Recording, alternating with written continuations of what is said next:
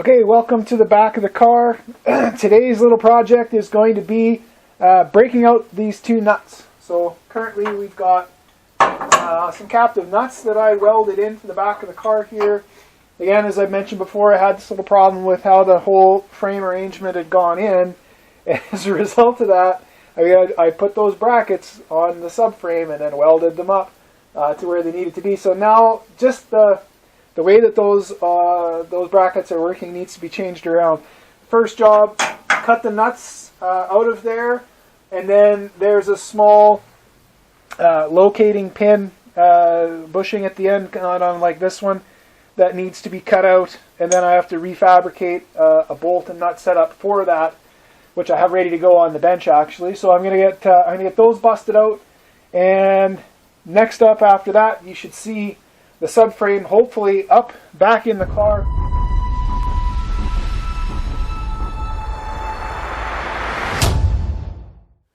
Oh yeah, to get these bolts out of here, I'm going to use I have this long angled grinder with a very it's got a very shallow distance on the head actually. So this is quite a useful tool when you're working on the car stuff. To be able to get things to work. It's also got a really good guard that rotates around to wherever I want it. AirCAD is the brand name. Anyways, made in Taiwan, so who knows. But actually, it's always worked pretty well for me. It's not nearly as powerful as you'd like, but as these cutoff tools go, it's actually pretty good.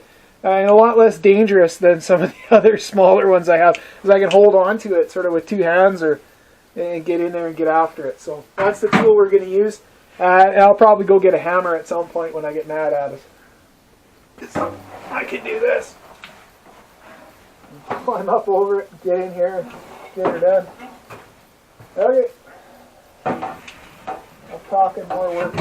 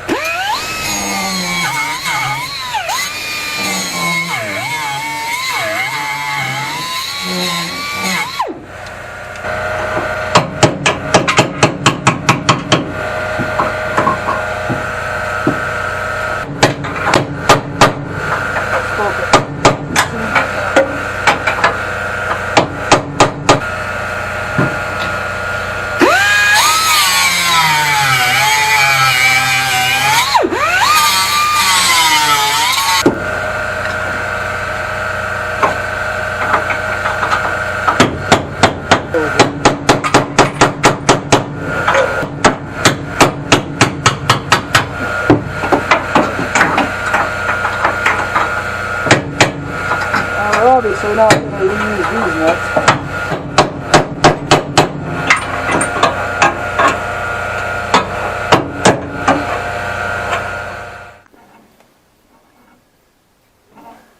Of course I jumped in the back of the car and I don't have my gloves. Got a couple of drill bits here. I don't know how well this is going to work. Got 7/8 drill bit and a 1-inch drill bit through 1/4 or 3/16 inch steel. By hand. May not be the smartest thing I've ever attempted to do in my life, but we'll see if it works.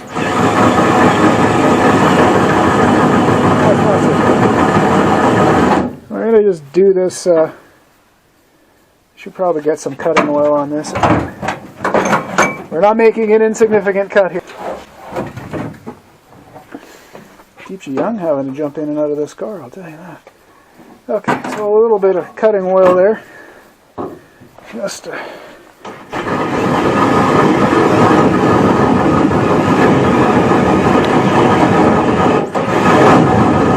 hard part's getting enough downward pressure on this to have the drill cut instead of just having it wear a hole.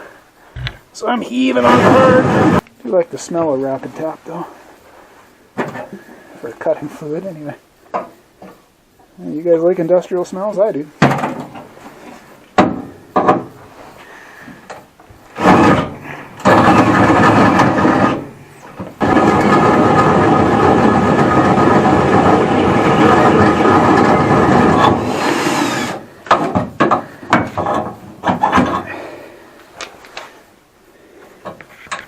Yeah, and there's the little bushing part I was telling you about. So, actually that did a really good job. For that, let's get this other one down. I thought this was going to be... Well, it's been lots of fun. I thought it was going to be more funner. Alright, heave on it.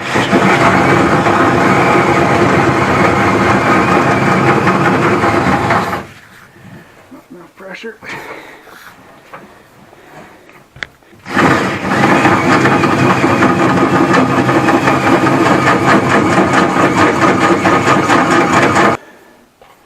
Broken through. Good. Well, that wasn't fun enough. Let's see if we can do that with the 1-inch.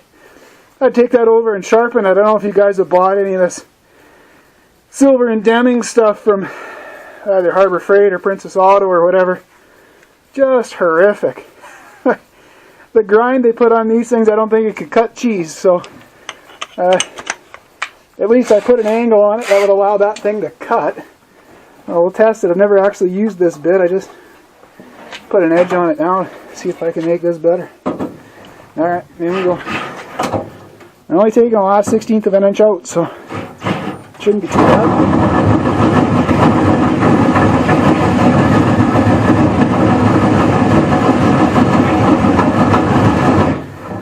Famous last words. That's wearing a hole through it. We'll take it. No, that wasn't straight. Get enough pressure down to make a good chip. So this is a bit ugly, but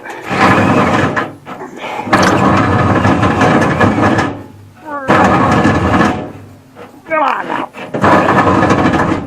Again. Well, you won't have to do this anyways. You'll be smart. Buy a new car.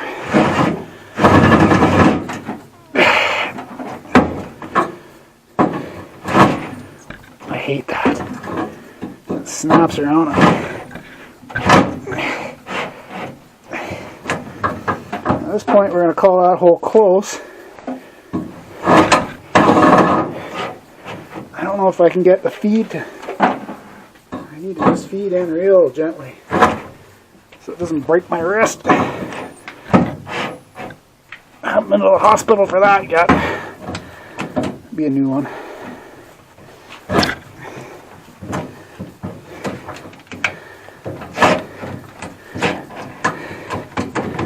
Sometimes if you take it up and kind of beat the burr back, you can get it to go. Oh, sometimes.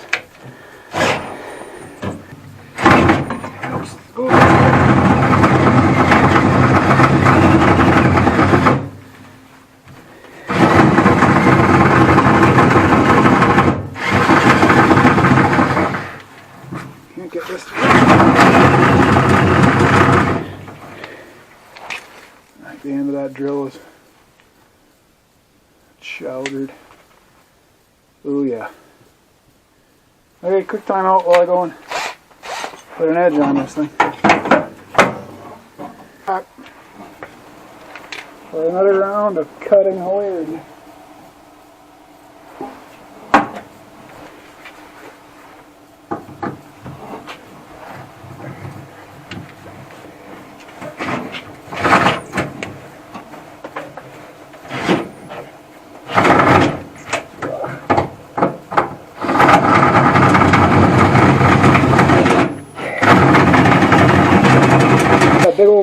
base drill, I just hammer that thing through.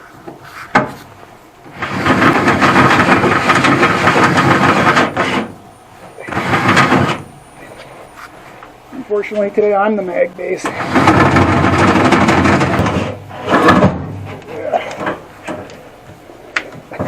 Better not go any further than that, eh?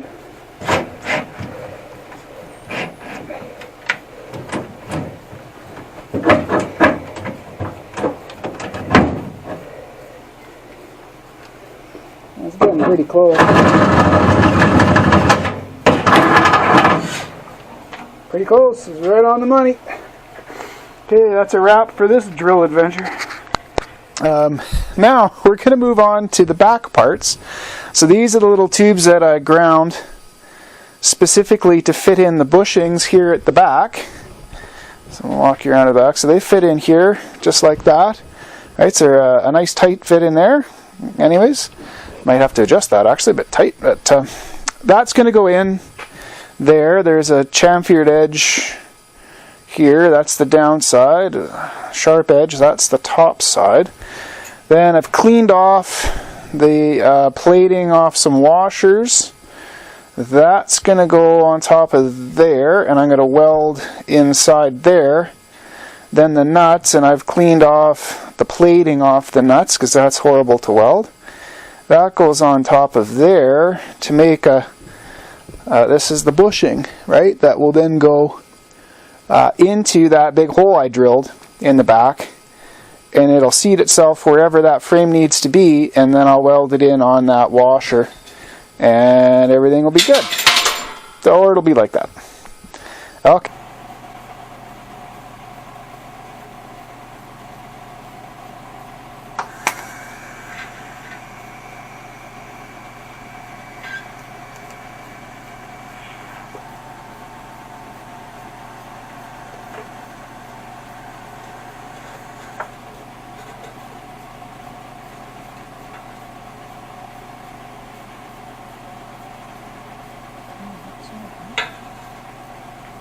Stay in row on it.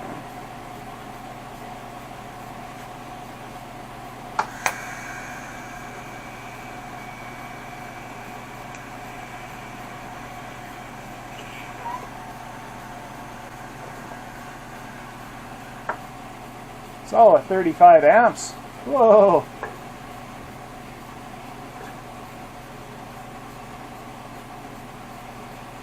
So just 4 tacks. We'll weld it better in a minute, but get them all tacked up first.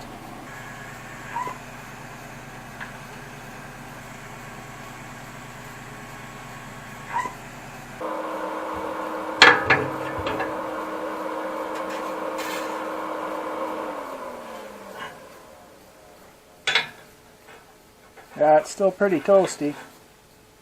So you can see that plating there. I'm going to have to buff the rest of that off. So we'll just go get a pair of pliers to hold it, buff that plating off, and then we're done. I'm also probably going to pass a drill through it real quickly just to make sure that the bolt actually will fit. So let me go do that.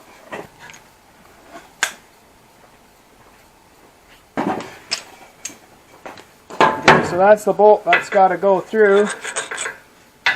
So that's good. That's good. And we're going to actually use that part. Make sure I got it on right. Just going to set it in, and then we're going to hold it that way. And then I'm going to tack it from there. And that makes sure that, there's not a whole lot of room. So I don't want to have that nut end up in the wrong place for me. Just need to get something to set it on. One on the flat gets it done. Actually, we're just going to tack it there.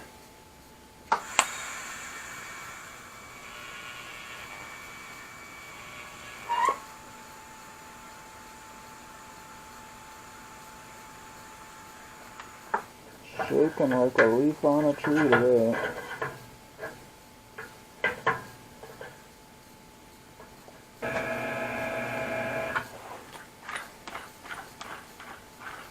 That way you don't heat that bolt up.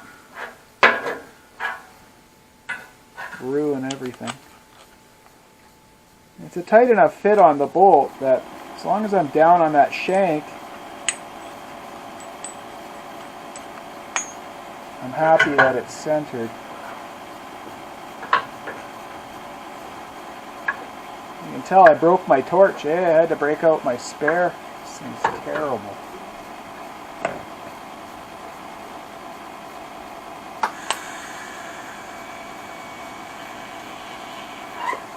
So with this, I'm just going to weld on 2 opposing flats. I don't want to weld too much because you end up distorting these nuts, and they're not stover nuts anyways, hey? So we don't really have a whole lot to distort there, so I don't want to do that. So I'm just going to lay in a couple nice little welds there. They really, on balance, they aren't going anywhere, so and it'll still stand up to whatever gorilla forces I put on it when I go to tighten this sucker down.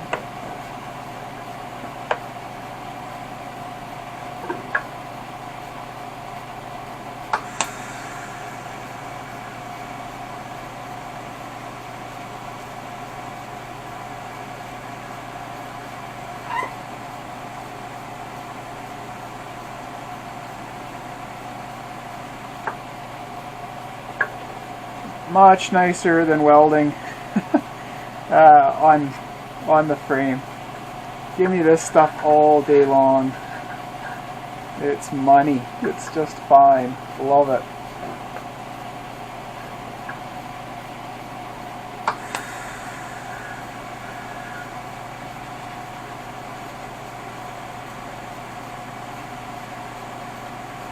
More than those two to hold it. If it breaks, what's the worst that could happen? Oh, I have to take the entire car apart. So I'm going to set that aside and think about that just for a minute while I weld the other one up.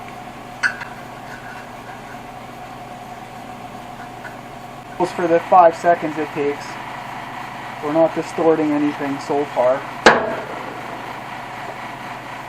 Wire brush them off. You still want to be careful with the heat though. I don't want to go too crazy on this stuff.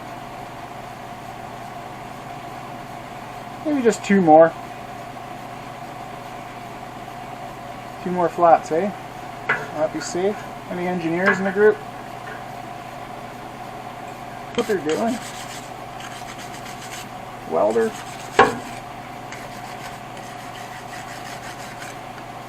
I only think I know what I'm doing.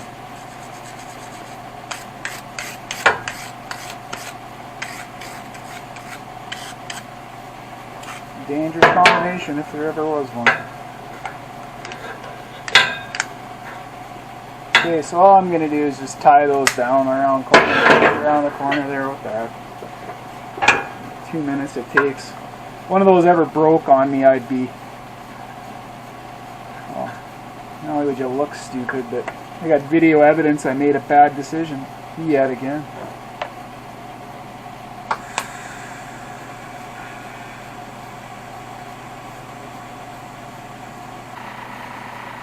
Okay, all that's left is a squirt of paint and probably a little bit of cussing and swearing as this thing goes back up underneath the car after the paint dries.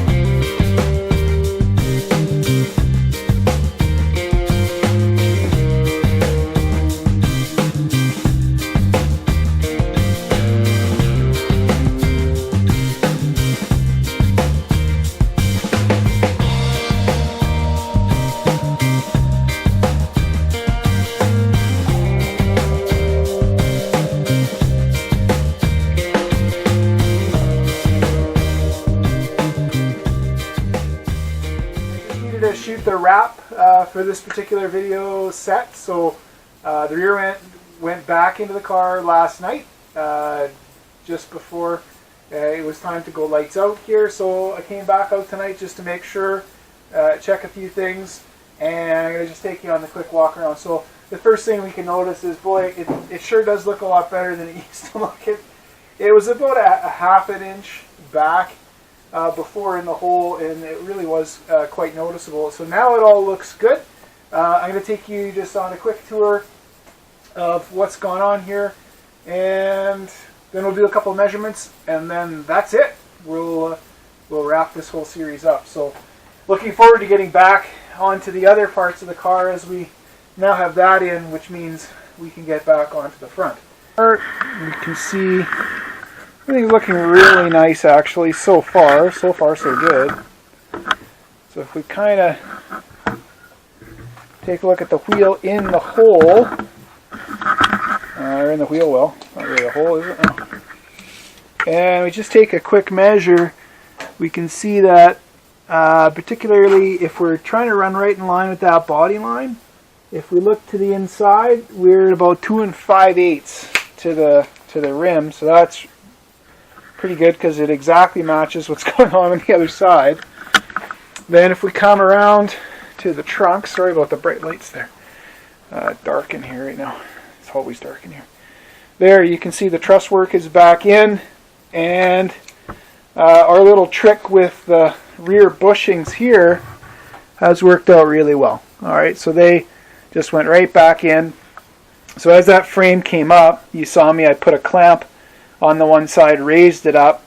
Subsequent to that, actually, I've scooched it over just a bit to this side because it needed just a bit to this side. When I did some other measurements in here, it needed to go that way ever so slightly, which is just fine. It shouldn't represent a problem as we get going.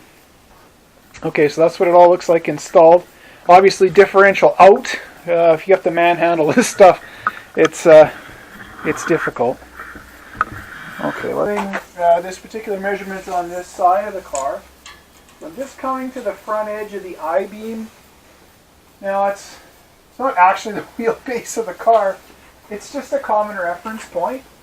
And I've been very carefully setting the tape right along the body. So it's just dragging. Okay, so that I'm trying to eliminate as much error as I can when I do that. And then I go over, in this case, I also measured it inside, but center of the hub, you know, for all that it matters, somewhere around 105 and 3/16, 105 and a quarter is what I'm getting. Edge of the wheel is probably, so if I kind of follow up through that body line right to here to establish 2 points on a straight line, I got 96 inches to the edge of the rim, which is probably a bit better measure in some ways. Okay, so trick up on that H-beam, running it in close to the body. You can tell I've done this once or twice. And then if we take it over here to the center of the hub, well, 105 and a quarter is what I got. And I have, you know, a 32nd of an inch less than 8 feet. Actually, yeah, that's about right. So the total error in this is a 32nd of an inch. So over 105 inches. So in terms of a degree, I didn't want to calculate that. So we're going to call it a wrap. A 32nd of an inch, I don't think anyone's going to be worried about that. Now, I haven't measured the cross square on this. I will have to jump underneath the car and get that measured up. It's kind of difficult to do with a 5-link, so I'm going to have to drop a line down from the center of the hub and put a line on the floor, and then we'll have to make a few more marks for reference points on the frame. And don't worry, I think I've earned a night off, so that's all I'm going to do for tonight. Tomorrow, though, we'll be back out. The frame table has been cleaned off and leveled up again, so we're going to get going on actually taking the frame rails, there's one over there, that's why I'm pointing to it, and we're going to cut those all apart, and we're going to do the frame rails for the last time. Honestly, it's the last time. So we'll get the frame rails made up, then we'll put that front suspension in. I'm really hoping that I'll have that front suspension in one more episode, maybe two. Hopefully no more than that. Okay, that's it. Thank you.